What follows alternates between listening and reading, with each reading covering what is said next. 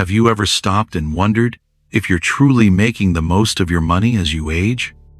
Are there areas where you might be spending unnecessarily without realizing the long-term impact on your financial security? Or perhaps you've looked at your bank statement and realized you're still paying for services from a life you no longer live. If so, you're not alone. There's a peculiar wisdom that comes with age. Recognition that so much of what we spent our hard-earned money on throughout our younger years suddenly feels hollow, empty, sometimes even burdensome. The ancient Greek philosopher Epicurus taught that true happiness comes not from the endless accumulation of things, but from the cultivation of friendship, freedom, and thought. It's remarkable how his 2300-year-old wisdom perfectly describes the transition many of us experience after 60. I'm Vernon, and today, we're exploring the 5 things you should stop spending money on after 60, because frankly, they no longer matter in the ways we once thought they did, including practical alternatives that might help you redirect your resources toward what truly brings fulfillment now. And I especially want you to stay with me for our number 4 insight. It might completely transform how you view the remaining chapters of your life's financial journey. If what we discussed today resonates with you, take a moment to subscribe and share this video with someone who might benefit. Now, let's begin our journey into financial freedom after 60.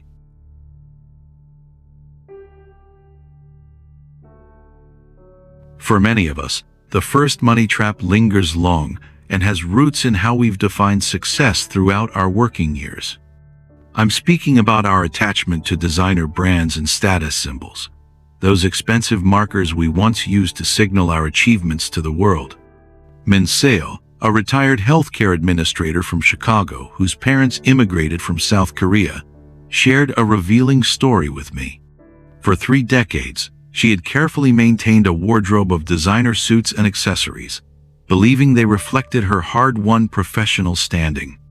After retiring, she continued spending nearly $2,000 annually on high-end clothing, until her grandson asked during a birthday dinner that she wear these fancy clothes because they make her happy, or because she's used to buying them. That simple question led to a powerful realization. Min Seo began to realize that maintaining the lifestyle and spending habits of her professional years no longer fit the rhythm of her life in retirement.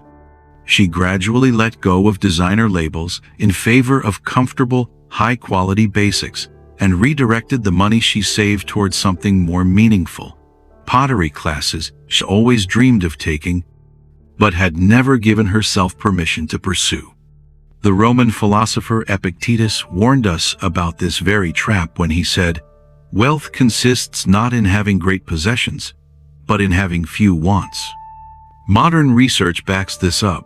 A 2022 study published in the Journal of Consumer Psychology found that the emotional reward from luxury purchases diminishes significantly after the age of 60, while the satisfaction derived from experiences and meaningful connections increases with age.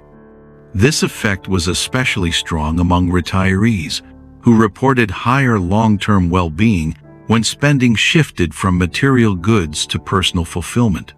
It's easy to forget that many of the things we once bought to affirm our status no longer align with what actually fulfills us in this chapter of life.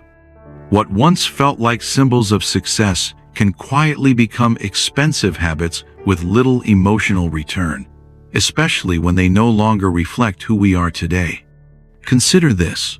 What if you redirected just half of what you spend on status symbols toward activities that genuinely light up your current life? What new doors might that open? This week, I encourage you to notice when you're making purchases based on old definitions of success, rather than present-day joy. The insights might surprise you.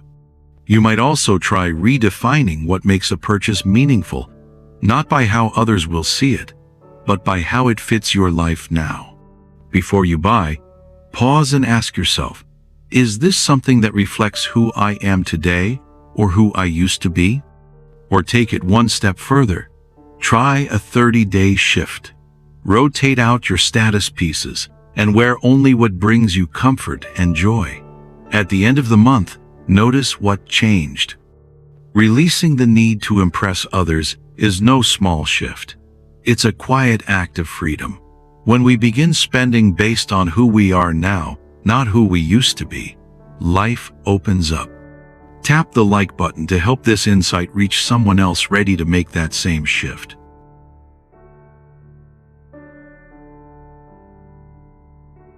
It can happen so subtly we barely notice it. That quiet pressure to keep upgrading our devices, not because they're broken, but because they're simply not the latest.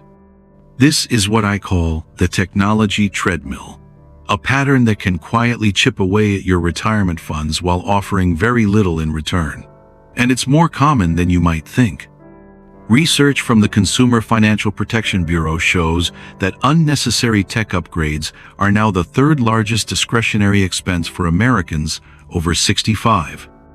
My old friend, Carlos, a retired teacher living on a fixed income in Arizona, once felt the need to upgrade his smartphone every year. On his educator's pension, it was a significant expense, about $800 annually, but he worried about falling behind. It wasn't until his teenage grandchildren encouraged him to reconsider that he realized his current phone already did everything he truly needed. Now, instead of upgrading, they spend time together exploring how to better use what he already owns. The Buddhist principle of non-attachment speaks directly to this. It reminds us that clinging to constant newness often leads not to peace, but to restlessness. The truth is, most of the devices we already own are more than capable of serving our real needs, especially in this stage of life. While new models may offer a slightly sharper photo or a marginally faster speed, they rarely improve what matters most: your connection to loved ones or your ability to access meaningful information. So before your next upgrade, pause and ask yourself, is this tool still serving me, or have I started serving it? Am I solving a real need, or simply reacting to clever marketing? Many wise elders have found thoughtful ways to extend the life of their devices, from simplifying their home screens and deleting unused apps, to exploring accessibility settings or learning one new function at a time. These small adjustments often breathe new life into existing tools. You might also consider creating a personal upgrade rhythm, perhaps every 4 or 5 years, instead of following the fast-moving cycle tech companies promote. Treat technology as a tool, not a trophy.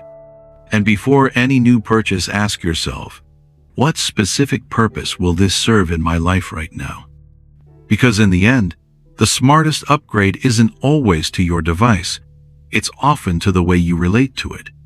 What technology in your life are you upgrading out of habit rather than genuine need? Leaving your story in the comment, it could be invaluable to others.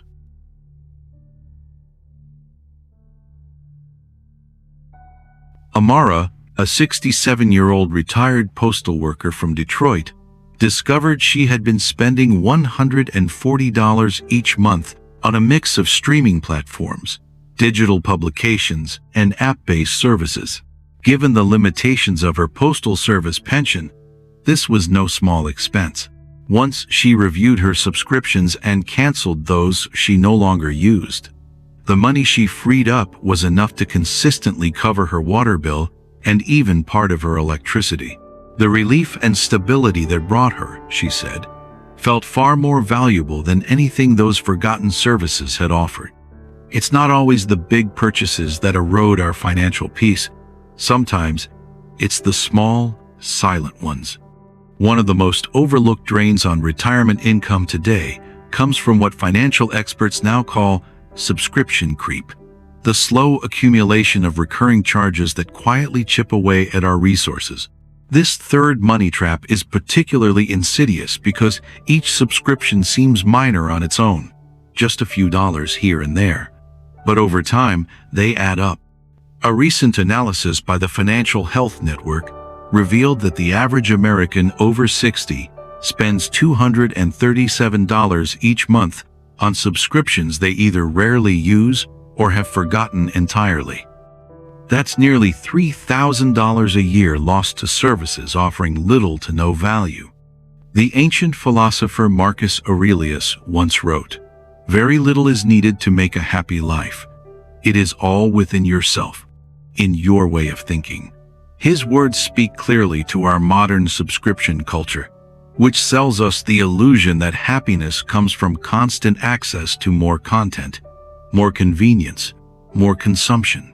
So far, we've explored how status symbols, technology upgrades, and now subscription creep all represent patterns formed in earlier life chapters, patterns that may no longer align with who we are today. Each of them quietly drains not just money, but energy and clarity. Here's a simple step you can take. Set aside 30 quiet minutes this weekend to review your last 3 monthly statements. Highlight every recurring charge: streaming, apps, memberships, software, services. Then for each one, ask yourself, does this genuinely enrich my day-to-day life, or has it simply become background noise I'm still paying for? You might be surprised how much freedom, both financial and emotional, comes from releasing what no longer serves you.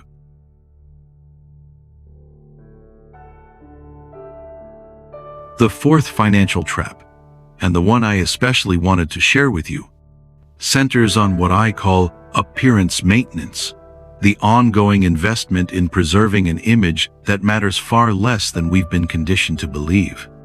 As promised earlier, this insight has the power to transform how you view your remaining financial journey, because it challenges perhaps our most deeply held social conditioning. Rajiv, a 73-year-old retired engineer with family roots in Mumbai, had spent nearly $2,400 a year on specialized hair treatments and anti-aging products. For years, he feared becoming invisible to others if he stopped. But during a local community theater project, something shifted. He came to realize that people weren't drawn to how well he concealed his age, but to his warmth, wisdom, and storytelling. Today, he's let go of costly routines and redirects those funds toward his passion project, a community garden that feeds and connects his neighborhood. A 2023 Harvard study on aging and social perception revealed something remarkable. While adults under 40 tend to judge others based significantly on appearance, this tendency decreases dramatically in social interactions among peers over 60. In other words, the very people whose opinions we might value most see beyond these expensive maintenance routines. The philosopher Montaigne observed that the greatest thing in the world is to know how to belong to oneself. This becomes our opportunity after 60 to redirect resources from maintaining appearances toward nurturing authentic selfhood. Consider calculating what you spend annually on products and services aimed primarily at creating a younger appearance. What experiences, connections, or contributions could that same amount fund? What deeper purpose might those resources serve? I'm not suggesting abandoning self-care. Rather, questioning whether expensive anti-aging routines truly serve your current life purpose and values. The freedom that comes from releasing this particular obligation can be especially profound. Gaining a new perspective is powerful, but passing it along can be even more meaningful. Share this video with someone who might quietly need it today.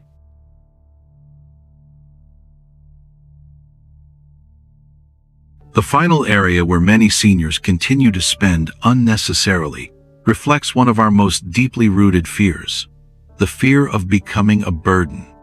This often shows up as just-in-case spending, the quiet accumulation of backup items, duplicate services, and layered insurances that go largely unused, while steadily draining resources we could otherwise direct toward living well now. Gloria, A 75-year-old retired nurse living on a modest pension in rural Tennessee had been maintaining multiple home security systems, 2 medical alert devices, and excessive insurance policies beyond her Medicare coverage. Altogether, these safety nets were costing her nearly $320 a month, almost 15% of her fixed income. With the help of her financial advisor, she reviewed and eliminated overlapping services. The result surprised her. Not only did her anxiety about money decrease, but she actually felt more secure, knowing that what remained was clear, sufficient, and purposeful. The Taoist principle of Wu Wei, often translated as the art of non-doing, offers insight here. Sometimes, in our efforts to prepare for every possible scenario, we create the very instability we were trying to avoid, not through carelessness, but through overcompensation. A thoughtful consultation with a geriatric care manager, elder law attorney, or trusted financial advisor can help clarify what kinds of protection are truly essential for your situation and which are simply expensive layers built from fear, not need. In many cases, simplicity itself becomes a form of security, and the savings, emotional and financial, can be redirected towards something far more nourishing: presence, connection, generosity. As we near the conclusion of this reflection, take a moment to consider which of these 5 areas may be quietly siphoning your resources. What small release might free up energy for something more essential? Sometimes, peace of mind isn't about preparing more. It's about needing less. As we conclude our exploration of the 5 things seniors should stop spending money on, I'm reminded of the wisdom of philosopher Søren Kierkegaard, who said, "Life can only be understood backwards, but it must be lived forwards." Looking back, we can now recognize these 5 financial traps that no longer serve us after 60.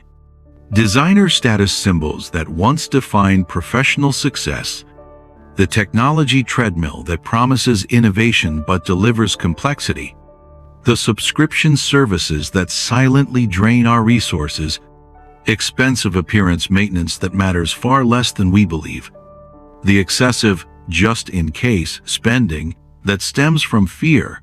Yet the most important understanding is not what to stop spending on, but what becomes possible when we redirect those resources toward what truly matters in this chapter of life.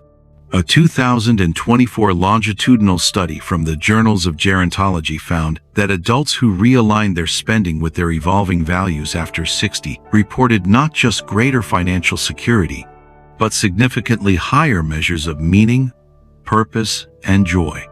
I invite you to take one small step this week. Identify just one spending habit from these 5 areas that you're ready to reconsider. The wisdom of age offers us the precious opportunity to distinguish between what society told us matters and what our hearts now know to be true. And I'd love to hear from you. Which of these 5 spoke most to your experience? What are you noticing about your own financial rhythm these days? Leave a comment below. Your reflection might be exactly what someone else needs to hear. Subscribe to my channel and hit the notification bell so you don't miss the next videos on the deeper shifts that come with growing older. Our greatest wealth has never been in our wallets, but in how wisely we direct our resources toward what genuinely enriches our lives. Don't forget to like and share this video. It's a small gesture that brings these insights to others and gives me the encouragement to keep creating more videos that speak to the deeper transitions of aging. Thank you for watching and taking the time to reflect with me.